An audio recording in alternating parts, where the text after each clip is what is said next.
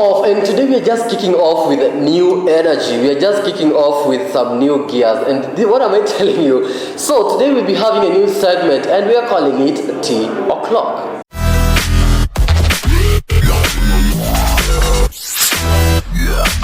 If I get disrespected, I'm leaving. So we are talking about here about the queen of TikTok, Azziad Nasenya. In this week, she walked out of an interview that involved Masawi Japani in Radio Maisha. Apparently, the reason why Azziad walked away from that interview is because she was asked something that they were talking about Masawi Japani not to be asked in the video, in the interview actually, and this made Azziad actually to leave. And he said, "You can't." This is actually what she said. You need to respect my brand, and I'm leaving. Guys, what's your thought on that? Let's start here. Considering the fact that they had already discussed that is not something to bring up during the conversation in the show, she had every right to leave. Yeah, because you can't tolerate people disrespecting you. Imagine Masawi. She already told Masawi to not. You're a journalist yourself, right? Yeah. You already know how these things happen. If someone tells you not to ask.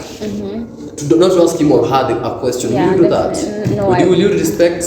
I would respect my interviewee or my star of the show because I will need them in the future. Yeah, in case of anything showing up. So she was too disrespectful. In fact, it was too disrespectful, not just disrespectful. What about you, bro? Manze, in my opinion, unapatanga many people wamesoma journalism lakini wanatama. Mbona watu kama hao wasiekwe kwa hizi radio stations? Unajua watu watakuwa na hizo ethics. Unaona, the duty to do right and wrong. So Masawi never had ethics. Masawi should be replaced. But actually because anafaa replace na approve. Azziad alisema I'm leaving na akasema okay. Personally I'm a fan of She was very unapologetic. Masawi said okay. Yeah. She should be so unajua lazima kuendelea code of ethics, the duty to do right and wrong. If your interviewee does not feel comfortable with this question, you should not pose that question. And I'm very bitter about it because I am number one fan of Azziad. Me namfollow. Me one namfollow Azziad. That's what happened to her. Pia mimi niuma. It's the disrespect for me, honestly. Yeah. The disrespect is just off the roof. Okay, switching on gears, and I'm glad to have journalists on set today. We're talking about Moses Kuria. So the cabinet secretary for trade actually went on exchanging words with the Nation Media Group. So the reason for this is because the CS Moses Kuria was caught in a scandal where it involves edible cooking. Was it cooking oils or edible cooking? Oil. They were cooking oils. And in that scandal that he was found, instead of him trying to, he started attacking the Nation Media Group. Yeah. You as a journalist, we start from the end. How did you see that? So as a journalist, first of all, you know, one of our role is to act. We act as whistleblowers. Yeah. So journalists, we did our part well in whistleblowing the scandal. You know that scandal can cause Kenya a loss of up to 6 billion Kenyan shillings only. Yeah. 6 billion mafuta ya kupika imepotea hiyo. Na hiyo uchumi saizi jamani. Alafu unauliza unakuja kunitusi. That's actually a fallacy. That's a fallacy. Yeah, hapo unajua ilikuwa it's just one of a way ya kufunika hiyo scandal. Ndio tusahau hiyo story. Yeah. Then the Media Society of Kenya or the Media Council that inasimamia rights za journalists, so they will shift their attention to the argument of the kurushiana maneno between the CS and the NMG. Yeah. For in your case, how will you say, especially from now, the Nation Media Group? Yeah, just as he has said, this argument with him between disrespecting the media and not allowing the media to do their work is a distraction from the scandal that was already I was saying Kenyans are very gullible. They easily forget. They get distracted so fast. You know, last week they were talking about the levy. It's still high, but they're already here, already talking about Moses Kuria. Leo ni Friday complain kuhusu. Maybe actually I'm about living about taxes. Why people tunataka about taxes, but we are just about the clubs. But maklabu zinajaa huko Nairobi. Ati? Kwanza hii weekend tunaenda Naivasha. Naivasha? Personally nitakuwa hapo. We have to be there. Tafadhali, ukiniona na jacket yangu, ukiniona na bucket cup yangu pale hivyo na mashades, bana usinichokoze bana, na usinipige picha tafadhali. Tafadhali. Nawaomba. No, let me tell you something. This issue to do with taxing. Before these taxes came to our attention, people were still complaining life is hard. Life is hard. Don't you remember? No one ever says life is easy. They say life is hard. We are just We constantly need to saying speak life about is life hard. because this is a Gen Z episode. Yeah. We'll get there. Life is hard. Because Gen Zs, they're not prepared for that. Yeah. So this story to do with Moses Kuria, it's his argument between the media and him should not distract Kenyans. We should look at the bigger picture. The bigger picture is this man is involved in a scandal and he's a government personality, meaning we need to look into this, and if he has to be impeached, he might as well be at home. Actually, what Moses Kuria did, it's not something which is people can look up to him, because he's a public figure. He's a leader. And now you're coming out calling social media a prostitute. Mpiaro is the word. And all about Mpiaro, people out here are getting lovey-dovey with all sorts of things. So Diana Bahati came and said, what? If you like it, put a ring on it. So earlier this week, Bahati the musician, you all know him, got to get on his knee to go and propose to Diana Bahati. These people, they have been actually Diana and Bahati, they are the most followed YouTubers in the country. Diana she's the one with the most subscribers right now in the country. And Bahati, I think they've been together for nearly 10 years. Right now, it's the time right now Bahati is now proposing for nearly 10 years. Yeah. This is Gen Z, you're dating for 1 month, you want to get married. What's your opinion on Bahati's story? Should I start or should he? You, I want you. Okay, number one, I think we should start thinking about relationships after we have good pockets. We got good pockets. Yeah. Like before, trust me. No money, no relationship. Yeah, because without money, where are we getting married? Tunaenda kukula love. No, we can't do that. We can't think about. So for Diana and Bahati. Oh, for Diana and Bahati, it has been a long time coming. I honestly thought they had already gotten married. Because Diana bado anajiita Diana Bahati. Na wako na watoto wengi, si wanasema ngai. Like you need to have. Maybe they had maybe some civil marriage. I don't know about it. I honestly thought they were like married. I don't even know what. I feel like it's just to get their attention. I'm actually happy to get people back into looking into their lives, because it's been a long time since I had any news about Bahati and Diana. I'm sorry. It's been a long time since I had anything about Diana and Bahati. The last time I heard about them was during this Diana B era, Cardi B, whatever. Yeah.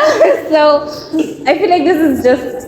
I don't know if it's mutual. I feel like it's a way to divert our attention back to them. Like for real. I know it's just me who was actually paying attention. When Bahati was proposing as we moved to Brian, Bahati actually gifted Diana an iPhone 14 Pro Max. As they were. I'm not a prophet, but what I can prophesy.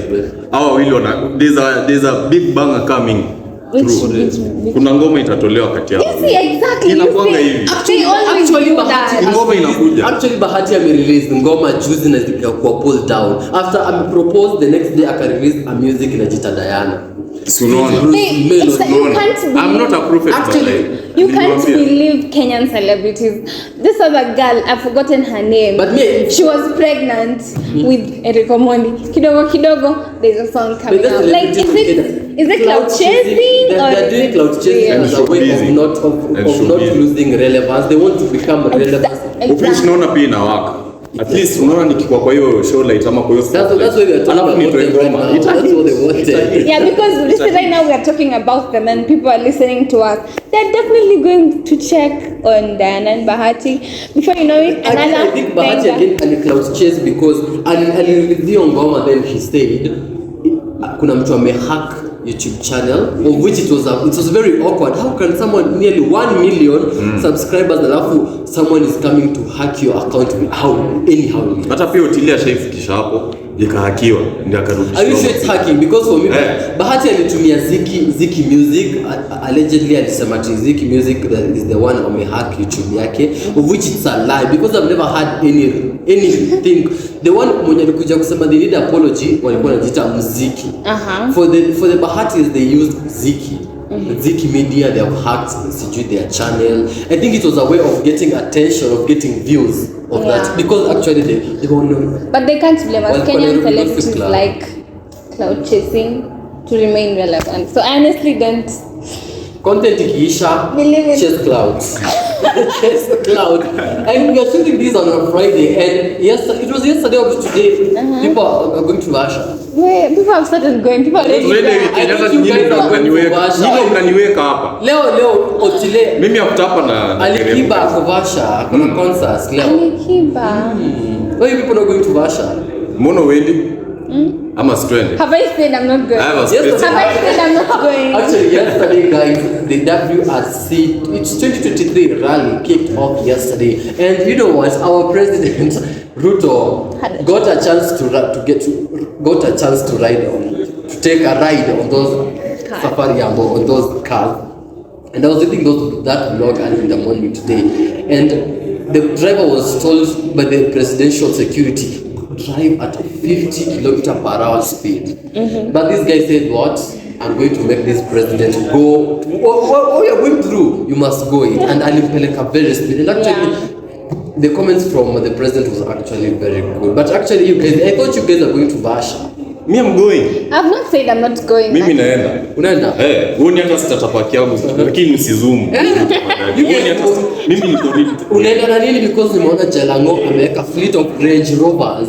Na ameandika nasikia mnaenda Russia na Subaru. Sisi tunaenda tu pale na Noah. Lakini kuna space kwa boot.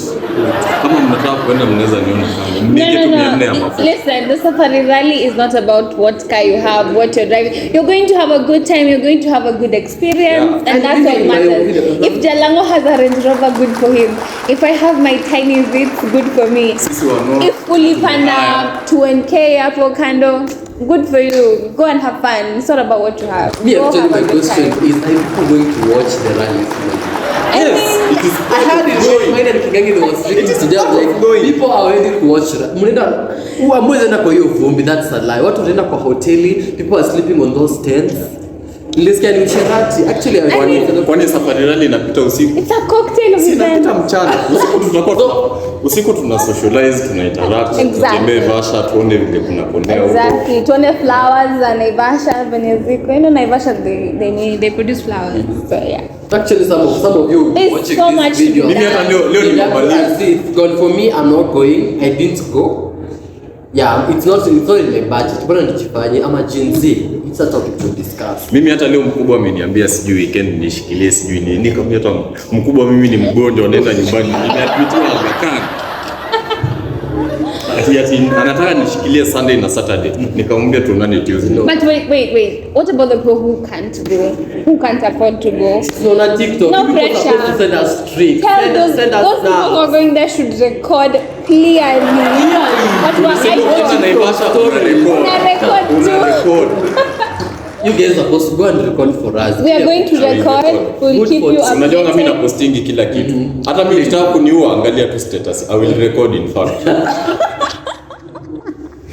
So thank you guys. So that was our tea o'clock. So make sure you catch up next week for another tea o'clock where we'll be talking about the trending topic that has been trending on social media and that has been making the internet go bizarre. So for today, sorry for that. So for today, that was our tea o'clock. So see you next week.